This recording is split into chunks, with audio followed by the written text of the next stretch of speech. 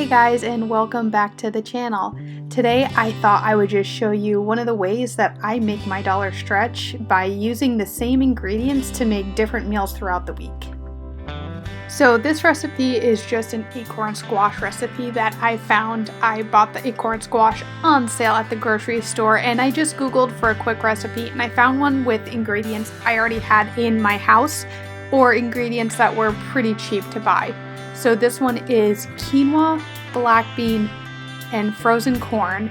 And then I also, in random spices, and then I also did add some impossible meat to it. The original recipe had chorizo, but I had the impossible meat in my freezer, so I just used that. So here I am just cutting them in half and digging out the seeds. If you really want to use every bit you can also just take those seeds and roast them. Salt, pepper, a little bit of whatever seasoning you want, and they're good for like salad toppings and all that. I don't show that here, but then I just took olive oil, drizzled it on top, and then I added salt, pepper, garlic powder, and even a little bit of nutmeg to get a little bit of sweetness and a little bit more fall flavors into those acorn squash. But you can definitely take some liberties to do whatever seasonings you want. Then just flip them over so that they get nice and roasty toasty on that pan in the oven. Stick them in the oven. I think I did 350 for about 40 minutes to an hour. They do take a little bit of time and definitely let them cook all the way through. And like I said, I had the impossible meat in my freezer, so I used it. Totally optional, whatever protein source you want to use, or even if you want to use one, you can definitely just throw another can of beans in there to have the same effect. But I used Barbecue 101 from Trader Joe's. Whatever you want you can use. If you want to use like a chili or even like an Italian.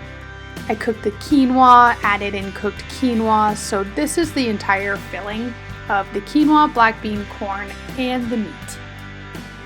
From here you just scoop about a cup into each of the acorn squash and then top them how you want. The nice part about this is you can make them individual for everyone in your family. Some people wanted cheese, some people didn't want cheese, some people wanted cilantro, some people didn't. So you can really make them customizable to fit every palate in your family. Then they go back into the oven for about 10 minutes just to get that cheese melty and they're good to go. We didn't have a big dinner this night. We had a late lunch, so we didn't need a full meal, but you can definitely add a salad, add some more vegetables to the side, but this was definitely enough for a meal for us. Then once they come out of the oven, you can top them with whatever you want. Sour cream, Mexican crema sauce, salsa, really anything.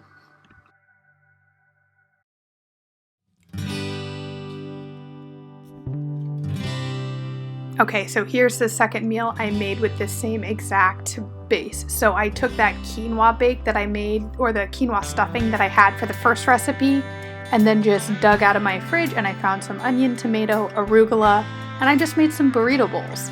So I took the quinoa, heated it up for a few minutes, put it on top of the arugula, and that was kind of it.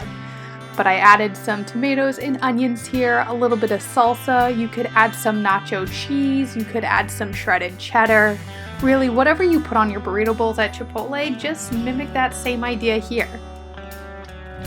One thing I love to do is just buy herbs and chop them up, put them into little containers so that whatever meal I have, I do have fresh herbs because they add so much flavor.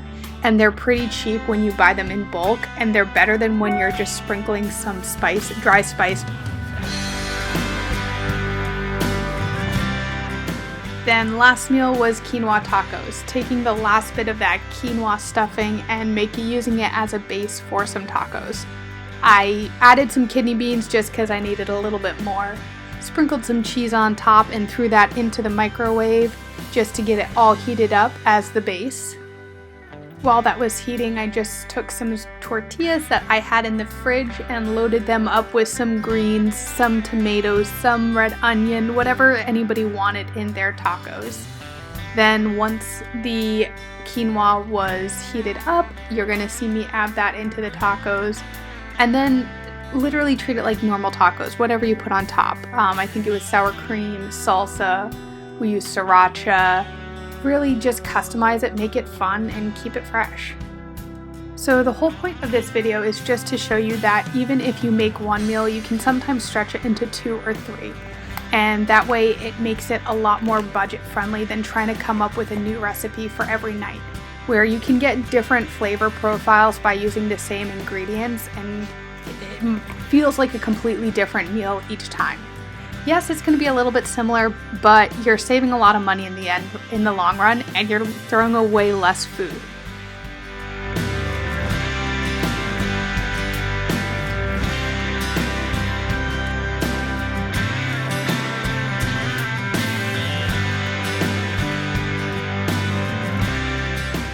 Basically, this week I kind of challenged myself to just use what I had in my fridge to make meals and to try to just clean it out instead of running to the store every day to get ingredients for new meals and fresh ideas, but really trying to make use of what I have so that I'm spending less at the grocery store. So leave me a comment in the comment section down below of things that you usually have on hand and would like to see ideas for recipes. And thank you guys so much for watching. I hope you enjoyed this, and give me any feedback you have for how I can make these videos even better for you in the future.